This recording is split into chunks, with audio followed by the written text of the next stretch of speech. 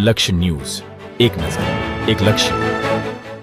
દિયોદરના દોલતપરમાં લક્ષ્મીનારાયણ મંદિરનો ધામધૂમથી પાટોત્સવ ઉજવવામાં આવ્યો હતો, જેમાં હોમ હવનનું આયોજન કરવામાં આવ્યું હતું. તેમજ વનિતાબેન સેંઘાણીએ પત્રકાર સાથે વાતચીતમાં જણાવ્યું હતું કે પરંપરા મુજબ દોલતપર લક્ષ્મીનારાયણ મંદિર પાટોત્સવની ઉજવણી છેલ્લા 29 વર્ષથી કરવામાં આવે છે અને પરંપરા મુજબ આવા ને આવા કાર્યક્રમો કરતા રહે તેવું જણાવવામાં આવ્યું હતું.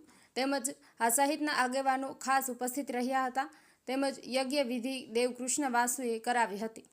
બહેનો પણ ખાસ ઉપસ્થિત રહ્યા હતા. સવિતાબેન રૂડાણી, લીલાબેન રૂડાણી, વર્ષાબેન રૂડાણી, વનિતાબેન સેંઘાણી સહિતના લોકો ઉપસ્થિત રહ્યા હતા.